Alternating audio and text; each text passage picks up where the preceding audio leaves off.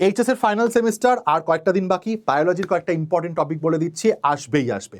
Malaria থেকে প্লাজমোডিয়ামের জীবনচক্র এবং ফেব্রাইল পরক্সিজম, ক্যান্সার কোষের বৈশিষ্ট্য এবং কিভাবে সেটা প্রতিকার করা যায়, ডায়াগনোসিস করা যায়। তারপরেই আসবে অ্যান্টিবডির প্রকারভেদ এবং আইজিজি অ্যান্টিবডির গঠন। ড্রাগের শ্রেণীবিভাগ পড়তে ভুল করবে না কিন্তু। তারপরে চলে আসছে বায়োটেকনোলজি, পলিমারেজ চেইন রিয়াকশন ভীষণ important, bio reactor, বায়োপেটেন্ট, biopiracy, biosafety, চারটে টপিকই একদম টপ ইম্পর্টেন্ট।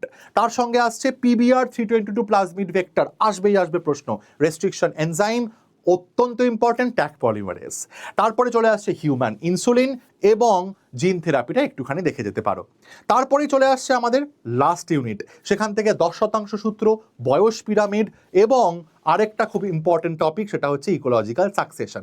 আচ্ছা ভুলে গেছি, সিঙ্গেল সেল প্রোটিন পড়তে কিন্তু একদমই ভুল করবে না, এবং টিস্যু কালচারে কি কি প্রয়োজন সেটা কিন্তু পড়তে একদমই ভুল করবে না। তার সঙ্গে সিওয়েজ ট্রিটমেন্ট এবং বায়োগ্যাস একটু তো ছুঁয়ে যেতে হবেই, ওখান থেকে তো প্রশ্ন আসবেই আসবে। আবার যদি চলে যাই ইউনিট 10-এ, সেখানে আবার আমরা দেখতে পাবো ইনসিটু এক্সিটু সংরক্ষণ, হটস্পট থেকে একটা ছোট্ট প্রশ্ন আসতেই পারে।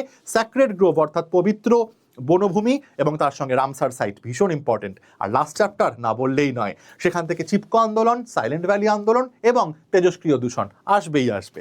চলো, অল দ্য বেস্ট, সবাই খুব ভালো করে পরীক্ষা দাও।